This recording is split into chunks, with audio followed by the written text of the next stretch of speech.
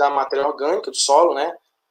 Quando se fala da dinâmica de matéria orgânica no solo, né, a gente sabe que sofre uma série de influências, entre outros, principalmente do clima, né, e das próprias características do solo, com destaque aí para a textura, né, ou seja, partículas de argilas, por exemplo, né, ela aumenta a estabilidade, né, dos substratos orgânicos e a biossíntese microbiana, de forma que solos mais argilosos, né, de uma certa forma, ele acaba aí garantindo uma maior proteção da matéria orgânica, né, justamente pela formação de alguns complexos, né, inclusive organos minerais, né, o que resulta em um acúmulo de matéria orgânica com o aumento do teor de argila no solo. Agora, já em áreas, né, de texturas arenosas, né, que é o caso aí do cerrado, a formação da palhada ela é fundamental, né, para proteger aí o solo, não só do ponto de vista, né, do controle de erosão, mas também reduzir a velocidade de infiltração, né, a evaporação da água, além de reduzir, por exemplo, também a elevação de temperaturas no solo, né, o que pode provocar, por exemplo, queima do coleto, né, que é aquela região ali que é o lugar de união da raiz com o caule, né. Então, o aporte de resíduos orgânicos sobre o solo, né, a médio e longo prazo, ele pode aumentar o teor de matéria orgânica, né, o que, como já mencionado, né, ele é o principal responsável aí pela CTC do solo, né, principalmente solos arenosos. Se a gente pegar aí a contribuição que se refere à CTC do solo cerrado, nós temos materiais de argila de baixa atividade, né, especialmente a caulinita, os óxidos de ferro também, os óxidos de alumínio. Então, uma forma de você aumentar aí a CTC do solo é você fazer o manejo de matéria orgânica, né? Sobretudo, quando a gente destaca a CTC, por exemplo, CTC potencial, quando você faz o manejo adequado, né, de matéria orgânica nesse solo, você consegue, aí, a médio ou longo prazo, você consegue aumentar a CTC do solo. Com relação à CTC efetiva, né, a partir do momento que você passa a manejar matéria orgânica, você consegue ver ali nitidamente um efeito mais rápido, porém depende do pH, né? Quando você trabalha, por exemplo, matéria orgânica no solo, ele tem um efeito na CTC potencial, só que o efeito na CTC efetiva vai depender do pH do solo. Então, daí-se a importância de fazer, né, considerar o sistema como um todo, né? Eu lembro também de um conceito muito interessante que o professor adotou e hoje está muito aí, o pessoal falando, né, em adubação do sistema, né? Não é mais a adubação da planta. Se fala muito em adubação da planta, mas quando nós nos referimos ao manejo, né, à construção de fertilidade do solo, o correto é falar em adubação do sistema, porque o solo também, né, é importante do ponto de vista da fertilidade do solo, né? Não adianta você pensar só na planta, né? O solo ele precisa ter aí atenção no que se refere a isso. Então, quando você faz isso, você está adubando o sistema, né? E, bom, com relação ao porte, né, de palhada, que eu vou comentar um pouco mais adiante, ele é interessante justamente por esse sentido, né? Porque você faz o manejo da matéria orgânica, você acaba contribuindo com os teores de matéria orgânica no solo, né? Bom, algumas práticas devem ser evitadas, né? O uso inadequado de grade, né, e arado. Hoje nós temos aí boa parte do cerrado produzindo sob sistema de plantio direto, mas tem ainda gente abusando no uso desses equipamentos, né? Ou seja, o pisoteio, o tráfego excessivo de máquinas pesadas, aí não só a grade, né, não só o arado, mas coletadora, enfim, pulverizador, e uma atenção também deve ser dada nesse sentido, né? A não realização de rotação de cultura, que é um ponto extremamente importante. Vou falar um pouco mais a respeito disso aí lá mais à frente, né? Inclusive, não sei como que a gente está de tempo aí, mas acredito que nós ainda temos aí um tempinho. Bom, práticas que vão beneficiar, portanto, a conservação do solo, né? Visando não só o manejo da matéria orgânica, mas a fertilidade do solo como um todo, né? O plantio direto, como eu já falei, a rotação de cultura, né? A cobertura verde, né? A própria poste palhada, né? Por exemplo, se você pegar aí no Brasil, né, quando a vegetação perene, né, como por exemplo a do cerrado, ela é substituída, né, por sistemas agrícolas, os teores de matéria orgânica nos solos, eles são reduzidos, né, a quase 80% dos estoques iniciais, né, de matéria orgânica na camada, principalmente na camada superficial do solo. E isso em um período relativamente curto, né. Então, o acúmulo de resíduos, né, vegetais aí na superfície, em sistemas de plantio direto, por exemplo, condiciona uma melhoria, né, no estado de agregação, graças aos incrementos, né, e teores de carbono orgânico no solo. Então, para minimizar os riscos, né, não só de erosão, mas também os danos, né, à estrutura do solo, né, deve-se manter, portanto, aí o solo sempre sob cobertura vegetal, né, com plantas de elevado potencial de produção de matéria seca, como, por exemplo, o milheto, né, ou a própria braquiária. E uma forma, inclusive, de você aumentar a produção de matéria seca, né, ou o aporte desses resíduos, é a prática de corrigir o solo e adubar a cultura de cobertura, né, de forma a favorecer aí o seu crescimento e o desenvolvimento.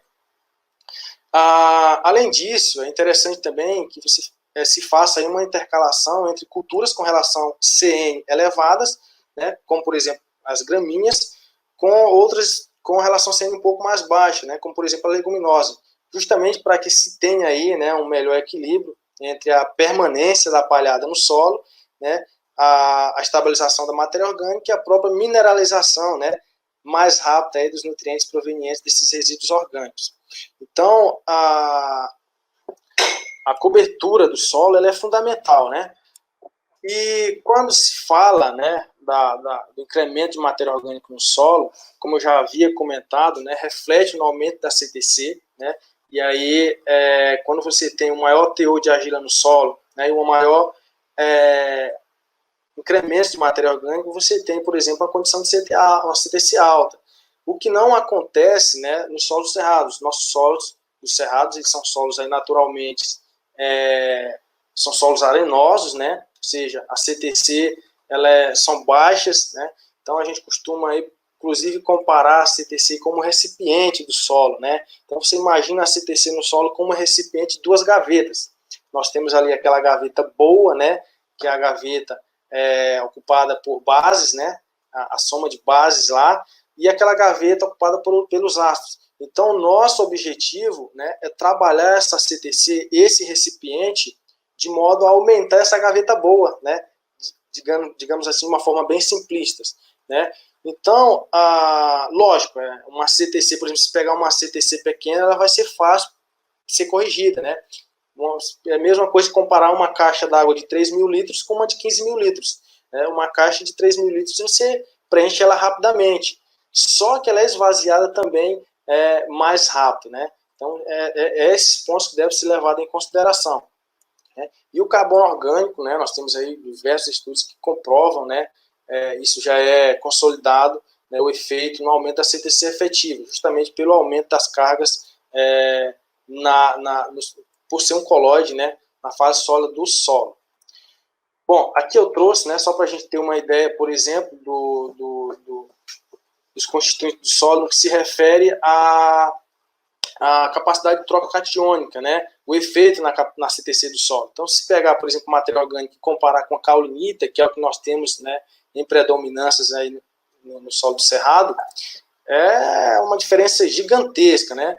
Caulonita contribui apenas com 3, variando de 3 a 15 centimols, né, por quilograma de solo na CTC.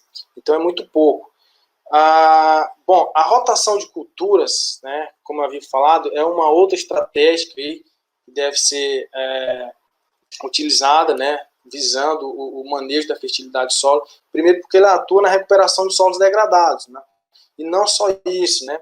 Eles compactam o solo, né? Você tem aí uma estruturação melhor do solo, né? Ou seja, além disso, reflete também na redução de incidência de pragas, doenças, né? E quando você faz a rotação de culturas, é importante lembrar o seguinte, que você está trabalhando ali com materiais, né, que apresentam diferente material biológico no solo, né? Então, por exemplo, eu trouxe aqui só para a gente ter uma noção, né, quando se faz aí a rotação de culturas, né, quando comparado, por exemplo, com outros ecossistemas, aqui eu peguei esse material, né, e se a gente observar, por exemplo, o cerradão aí, né, quando você analisa de 0 a 5 centímetros, você tem teores excelentes de matéria orgânica, né, em torno de 5%. Não sei se vocês estão lembrados, mas se a gente pensar lá no solo, no conceito de solo ideal, né, em termos de proporções, 5% de matéria orgânica é aquilo que a gente considera ideal. Só que quando você vai para a camada de 20 a 30 centímetros de profundidade, esse teor cai aí para em torno de 2,8, né? Fica aí na casa de 2%. Agora, quando você muda, né, o sistema, o ecossistema, né, por exemplo, adubos verdes, né, se pegar aí a rotação, por exemplo, soja-milho, né, ou rotação arroz-milho, você vê que tem uma mudança mínima, né, em termos de profundidade no perfil do solo, né, justamente por essa contribuição, né, dessa distribuição do teor de material orgânico no solo, né. Aqui é mais um trabalho que eu trouxe para estar exemplificando, né. Então você tem aí essa distribuição da matéria orgânica no solo proveniente em função da rotação de culturas, né. Isso não acontece no primeiro ano, né. Claro, isso é um processo deve ser trabalhado no segundo, terceiro ano de cultivo, né. Então você vê aqui claramente o efeito, né, quando você maneja aí, passa a manejar, na verdade, a matéria orgânica no solo através da rotação de cultura, né.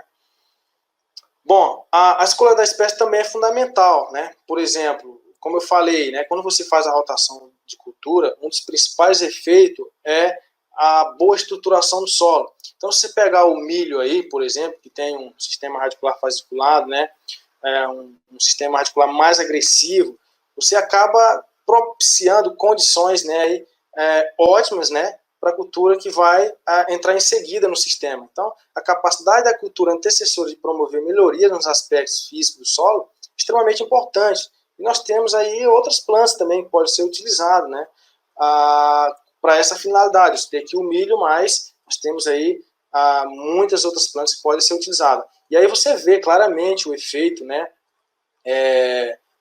da construção, né, da estruturação no perfil do solo, né, quando se faz rotação aí, por exemplo. Bom, aí como eu falei, né, outros efeitos também da rotação de cultura é a própria redução da incidência de pragas, né, ou da própria o controle, né, de ervas daninhas, né. Aqui é um trabalho também interessante, onde você cria aí claramente, né, o efeito quando você faz, por exemplo, aí a rotação de milho-trigo, né, ou milho-soja-trigo, né, você tem aí uma menor disponibilidade de matéria seca de plantas daninhas, né. Bom, falando ainda, né, da importância de matéria orgânica, né, ou da mineralização da matéria orgânica no solo, né, se a gente pensar, aí, por exemplo, na disponibilidade de nutrientes, é interessante observar algumas coisas que muitas vezes a gente não dá muita atenção, né. Por exemplo, né, a gente sabe que alguns nutrientes, né, por exemplo, o nitrogênio, né, o boro, né, no solo, ele está associado à parte orgânica, né, à matéria orgânica do solo, né. E no caso do boro, né, a gente fez um trabalho agora recente, né, e nós constatamos que o boro ele acaba auxiliando, né, a planta a, a lidar num ambiente ácido, onde você tem problema, por exemplo, com alumínio, né. E isso não é novidade, né? O pessoal já tinha feito alguns trabalhos com outras plantas, só que principalmente não gramíneas. Aí a gente quis observar, né, como que isso acontece, por exemplo, na cana-de-açúcar. E aí nós observamos uma coisa bem interessante, né? Que quando as plantas são submetidas ao efeito tóxico do alumínio, né, e quando o boro lhe é fornecido para essas plantas, tem-se aí um efeito visivelmente de atenuação, né, do efeito tóxico do alumínio. Isso nós observamos, foi refletido não só no sistema radicular da planta, também na parte aérea, melhorando inclusive a atividade da fotossíntese, né. Por que eu estou falando isso, né?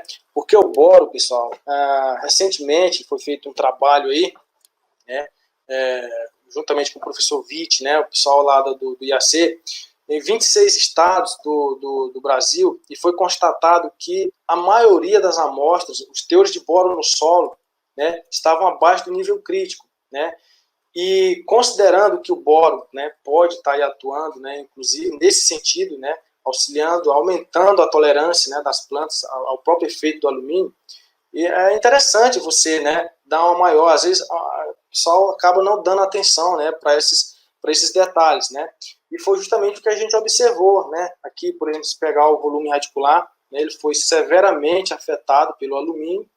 No entanto, à medida que se aumentou a concentração de boro, né, para essas plantas aí, nós tivemos aí, as raízes elas foram menos afetadas pelo alumínio, né? Isso porque o boro, né, assim como o cálcio, ele faz parte, né, da formação lá da parede celular primária das plantas, né, o que garante uma estabilidade, né, uma formação mais adequada, né. Então, isso é interessante, né. E a época de suplementação, né, também a gente observou que aquelas plantas, né, que foram nutridas antes de serem expostas aí ao estresse, tiveram um melhor desempenho, né. Ou seja, uma planta que é bem nutrida com boro, ela acaba tendo aí uma melhor desenvoltura, né, frente ao efeito do alumínio. Bom, existe inclusive, né, também outras possibilidades que você pode estar aí promovendo, né, melhorias na fertilidade do solo. E aí eu achei aqui um trabalho interessantíssimo nessa parte de rochas, né. O professor Otávio, inclusive, falou também, né, da utilização desse material aí. E é um potencial, né, uma possibilidade de estar utilizando, né. Aqui o pessoal testou aí, nesse caso, né, dose de basalto, né, nos atributos químicos de um latosoro amarelo, e a gente vê claramente que houve, né, um aumento aí no pH, né, consequentemente redução no alumínio trocável, não só no alumínio trocável, né, mas na acidez potencial também. E essa redução, né, na acidez, né, especialmente na acidez trocável, ela foi promovida aí pela ação, né, dos carbonatos de cálcio e magnésio com hidrogênio do solo, né, liberando água e gás carbônico. E nesse caso o alumínio ele foi insolubilizado na forma de hidróxido, né, havendo assim, portanto, incrementos inclusive de cargas, né, o que tem como consequência na elevação da SCTC. E aí o pessoal observado também que houve um incremento de cálcio e magnésio, né, com a aplicação desse produto, né, desse tipo de material. E aqui vale ressaltar o seguinte, né, se a gente for analisar em termos numéricos, né, os incrementos de concentração de cálcio e magnésio foram relativamente baixos, é verdade, né, mas isso, né, o que indica, inclusive, que esses elementos devem estar presentes em minerais de baixa solubilidade e lenta alteração, né. No entanto, esses valores eles tornam-se de grande importância, né, quando se considera aí os baixos teores no solo, né, de cálcio e magnésio. Então, essa lenta liberação aí não impede, né, um impacto significativo sobre a nutrição das culturas, né, em longo prazo, especialmente na áreas de ciclo prolongado, né, como, por exemplo, as frutíferas, né, o próprio café pode ser utilizado, né. Tem, inclusive, trabalhos aí mostrando o potencial, né, do uso desses fertilizantes naturais, né, de rocha, até mesmo em culturas de ciclos semiperenes e anuais, como a própria cana-de-açúcar. Né. Aqui é um outro trabalho, né, que a gente fez na Unesp de Jabuticabal, né. Esses dados ainda não foram publicados, mas assim, é um trabalho bem interessante, onde nós observamos aí o efeito da aplicação da vinhaça no solo, né. E a mesma coisa, nós tivemos aí uma redução significativa, né, nos teores de alumínio, né, essa parte de acidez trocável, e reflexo no aumento da CTC efetiva, né, justamente, possivelmente está associado aí aos incrementos de matéria orgânica no solo. E aqui é interessante observar que nós trabalhamos 3 solos, né, um solo de textura arenosa, um de textura média e um de textura argilosa, né, e o comportamento foi basicamente o mesmo nos 3 solos, né.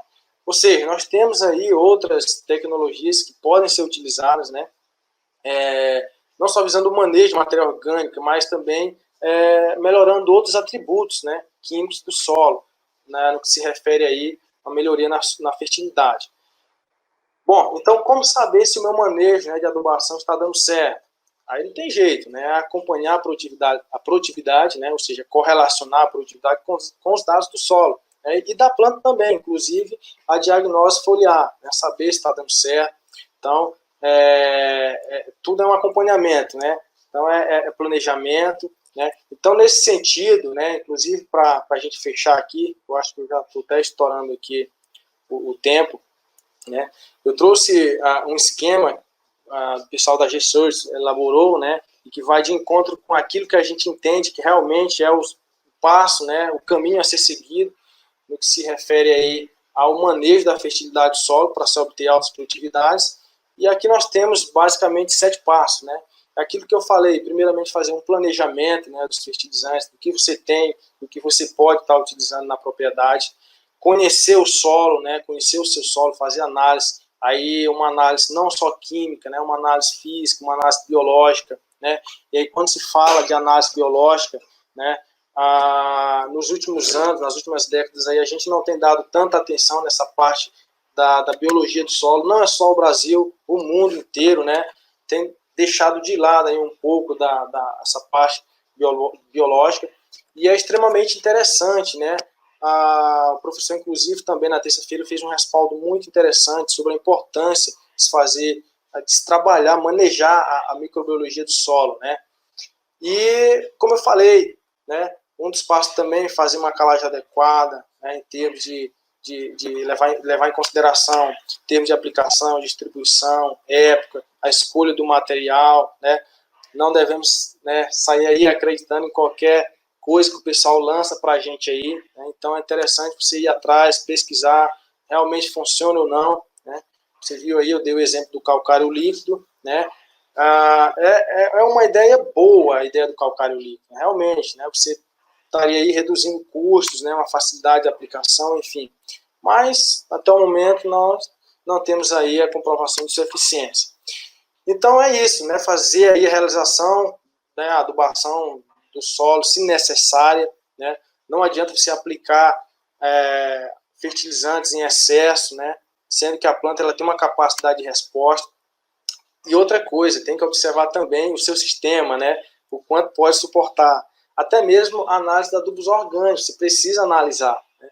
O correto é você fazer um manejo adequado, analisar, saber o que você está fornecendo, saber a exigência da sua cultura, o que a cultura está exportando, para você poder manter esse equilíbrio e ter uma resposta ideal. E, por fim, fazer a proteção desse seu sistema, manejar, né? Trabalhar o aporte espalhado no solo, fazer rotação de cultura, né? O sistema de plantio direto é uma tecnologia hoje que está consolidada, tem dado certo, né? Sobretudo no solo de cerrado, e é isso, né? Então, pessoal, sem mais delongas, eu acho que vou finalizando por aqui, né? Fico agora aí à disposição, né? Eu acho que vai ter aí um tempinho para a gente receber perguntas, né? Comentários, enfim, estou aí à disposição.